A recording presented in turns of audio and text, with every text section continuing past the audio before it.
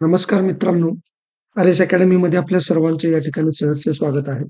मित्रांनो, जी काही 36 जिल्ह्यांची पोलीस पाटील पदाची भरती या ठिकाणी फेब्रुवारी महिन्यामध्ये होणार आहे. त्याची आपण विशेष बॅच सुरू केलेली आहे आणि त्याच्यामध्ये जे काही तुम्हाला जिल्हा विशेषचे फ्री व्हिडिओ आहेत, यामध्ये आज आपण कोल्हापूर जिल्ह्याच्या जिल्हा विशेष भाग 1 याचे 15 प्रश्न या ठिकाणी घेणार आहे. परंतु तत्पूर्वी जर तुम्ही आमच्या चॅनलवर नवीन असाल, तर आमचं चॅनल लाईक करा, सबस्क्राईब करा. जास्तीत जास्त विद्यार्थ्यांच्या पर्यंत ते शेअर करा आणि ज्या विद्यार्थ्यांनी आपलं ई बुक घेतलं नसेल, ज्या विद्यार्थ्यांनी आपलं ई बुक घेतलेलं नसेल, त्यांनी मला 97 30 61 32 37 या नंबरवरती कॉल मेसेज करायचा आहे. मित्रांनो, आपली जी पोलीस भरती आहे, पोलीस पाटील भरती आहे, जिल्हा न्यायालय भरती आहे, याविषयीच्या बॅचेस सुरू झालेल्या आहेत. त्याबद्दल तुम्हाला काही माहिती हवी असल्यास तुम्ही या नंबरवरती मला कॉन्टॅक्ट करू शकता. तर मित्रांनो, जालना पोलीस पाटील भरतीमध्ये आपले 65 प्लस विद्यार्थी या ठिकाणी पोलीस पाटील झालेले आहेत. केवळ एका महिन्याच्या कालावधीमध्ये मित्रांनो या ठिकाणी एवढे पोलीस पाटील झालेले आहेत. तर तुमच्याकडे अजूनही 3 महिने वेळ आहे. या वेळेमध्ये तुम्ही भरपूर प्रमाणामध्ये तयारी करू शकता आणि चांगले मार्क्स या ठिकाणी घेऊन जाऊ शकता आणि तुम्ही सिलेक्शन या ठिकाणी तुमचं होऊ शकतं. तुम्ही पोलीस पाटील या पदावरती रुजू होऊ शकता. तर जास्त वेळ न लावता आपण आजच्या या व्हिडिओला सुरुवात करूया. प्रश्न क्रमांक 1 आहे, ऐतिहासिक कोल्हापूरला खालीलपैकी कोणत्या नावाने ओळखले जाते? मित्रांनो, कोल्हापूर जिल्ह्याची जर माहिती बघायची झाली, तर खूप मोठी माहिती आहे आणि संपूर्ण माहिती आपण या जिल्हा विशेषमधून कव्हर करणार आहे. कितीही प्रश्न होऊ द्या, 1000 प्रश्न होऊ द्या, 2000 प्रश्न होऊ द्या, सर्व प्रश्न आपण या YouTubeच्या माध्यमातून फ्रीमध्ये तुम्हाला देणार आहे. यातला एकही प्रश्न तुमचा जाणार नाही. जी-केचा कोणताही प्रश्न, जी-के जरी 40 मार्काला आलं किंवा 50 मार्काला जरी जी-के आलं, तरी तुमचा जी-केचा एकही प्रश्न जाणार नाही. कारण आपलं हे जे ई-बुक आहे, हे ई-बुक प्लस हे आपले YouTubeचे व्हिडिओ याच माध्यमातून हे सर्व प्रश्न तुम्हाला या ठिकाणी सुटणार आहेत. त्यामुळे काळजी करण्याची अजिबात गरज नाही. तर पहिल्या प्रश्नाचं उत्तर आपण बघूया. पर्याय ए आहे दक्षिण काशी, बी आहे महातीर्थ, सी आहे वरीलपैकी दोन्ही, डी आहे वरीलपैकी दोन्ही नाही. तर याचं योग्य उत्तर आहे पर्याय क्रमांक सी, वरीलपैकी दोन्ही. कोल्हापूरला दक्षिण काशी म्हणून सुद्धा ओळखलं जातं किंवा महातीर्थ म्हणून सुद्धा ओळखलं जातं. मित्रांनो, मी प्रश्न तयार करत असताना अशा पद्धतीचे प्रश्न करतो, की एका प्रश्नातून कमीत कमी 3, 4 ते 5 प्रश्न तयार व्हावेत.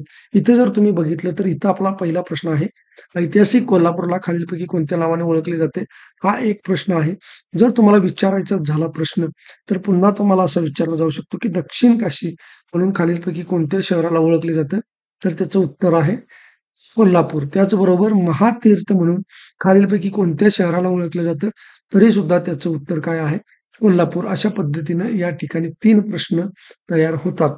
तर अशा पद्धतीने तुम्हाला अभ्यास करत असताना इथे जरी एक प्रश्न दिसत असेल, तरी तुम्हाला काय करायचं आहे? त्यामधले उपप्रश्न स्वतः तयार करून त्या पद्धतीनं अभ्यास करायचा आहे. आता त्यानंतर बघा, शिलाहार राज्याच्या काळात निर्माण केलेल्या शिलालेखांवर कोल्हापूरच्या कोणत्या नावाचा उल्लेख आढळतो? ए आहे क्षुल्लकपूर, बी आहे कालापुरी, सी आहे वरीलपैकी दोन्ही आणि डी आहे वरीलपैकी दोन्ही नाही. तर याचं योग्य उत्तर आहे पर्याय क्रमांक सी, वरीलपैकी दोन्ही. म्हणजे शिलाहार राज्याच्या काळामध्ये जे काही शिलालेख आहेत, त्या शिलालेखावरती क्षुल्लकपूर किंवा कालापुरी असे दोन्ही उल्लेख या ठिकाणी कोल्हापूरच्या बाबतीमध्ये आढळलेले आहेत.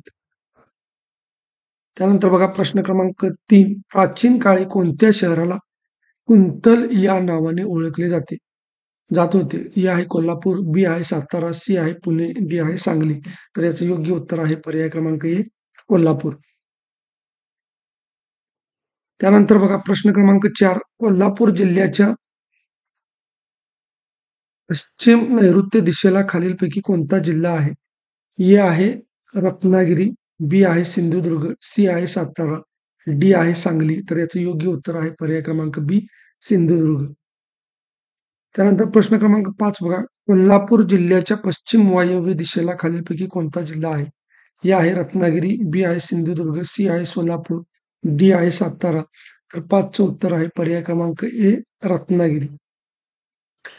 हा जर प्रश्न तुम्हाला फिरवून विचारला, की रत्नागिरी जिल्हा हा कोल्हापूर जिल्ह्याच्या कोणत्या दिशेला आहे? तर त्याचं उत्तर काय येणार आहे? पश्चिम वायव्य. प्रश्न क्रमांक 6 बघा. कोल्हापूर जिल्ह्याच्या उत्तर ईशान्य दिशेला खालीलपैकी कोणता जिल्हा आहे? ए आहे सांगली, बी आहे सातारा, सी आहे कोल्हापूर, डी आहे रत्नागिरी. तर 6चं उत्तर आहे पर्याय क्रमांक ए सांगली. त्यानंतर प्रश्न क्रमांक 7 बघा. कोल्हापूर जिल्ह्याच्या दक्षिणेला कर्नाटक राज्यातील डॉट-डॉटची सीमा लागलेली आहे. ए आहे बेळगाव, बी आहे धारवाड, सी आहे बागलकोट, डी आहे विजापूर. तर याचं योग्य उत्तर आहे पर्याय क्रमांक ए बेळगाव. प्रश्न क्रमांक 8. कोल्हापूर शहर खालीलपैकी कोणत्या नदीच्या काठावर वसले आहे? ए आहे कृष्णा, बी आहे वारणा, सी आहे पंचगंगा, डी आहे दूधगंगा. तर याचं योग्य उत्तर आहे पर्याय क्रमांक सी पंचगंगा. कोल्हापूर जिल्ह्याची समुद्र सपाटीपासूनची उंची किती आहे? ए आहे 567 मीटर, ए आहे 568 मीटर, सी आहे 569 मीटर आणि डी आहे 570 मीटर. तर त्याचं योग्य उत्तर आहे पर्याय क्रमांक सी 569 मीटर. प्रश्न क्रमांक 10 बघा. कोल्हापूर जिल्ह्यात एकूण किती तालुके आहेत? ए आहे 10, बी आहे 11, सी आहे 12, डी आहे 13. तर याचं योग्य उत्तर आहे पर्याय क्रमांक सी 12. प्रश्न क्रमांक 11. कोल्हापूर जिल्ह्यात एकूण किती विधानसभा मतदारसंघ आहेत? विधानसभा मतदारसंघ किती आहेत? ए आहे 5, बी आहे 7, सी आहे 10, डी आहे 12. तर याचं योग्य उत्तर आहे पर्याय क्रमांक सी 10 विधानसभा मतदारसंघ आहेत. कोल्हापूर जिल्ह्यात एकूण किती लोकसभा मतदारसंघ आहेत? ए आहे 2, बी आहे 3, सी आहे 4 आणि डी आहे 5. तर याचं योग्य उत्तर आहे पर्याय क्रमांक ए 2 लोकसभा मतदारसंघ आहेत. त्यानंतर प्रश्न क्रमांक 13 बघा. कोल्हापूर जिल्हा खालीलपैकी कोणत्या प्रशासकीय विभागामध्ये येतो? ए आहे कोकण, बी आहे नाशिक, सी आहे अमरावती, डी आहे पुणे. तर याचं योग्य उत्तर आहे पर्याय क्रमांक डी पुणे. त्यानंतर बघा. कोल्हापूर 2011च्या जनगणनेनुसार कोल्हापूर जिल्ह्याची लोकसंख्या किती आहे?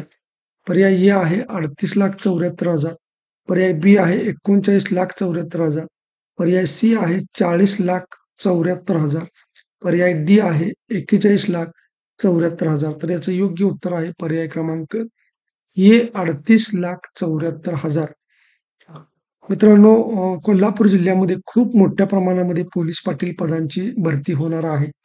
सध्या आचारसंहिता सुरू असल्यामुळं ही भरती प्रक्रिया 1-2 महिने लांबणार आहे. परंतु फेब्रुवारी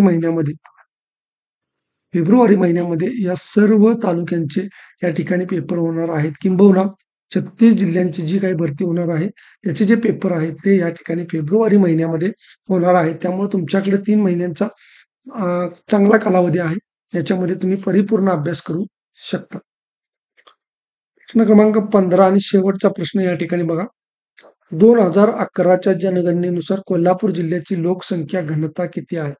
ए आहे 504 दर चौरस किलोमीटर, बी आहे 604 दर चौरस किलोमीटर, सी आहे 704 दर चौरस किलोमीटर आणि डी आहे 804 दर चौरस किलोमीटर. तर याचं योग्य उत्तर आहे पर्याय क्रमांक ए 504 दर चौरस किलोमीटर.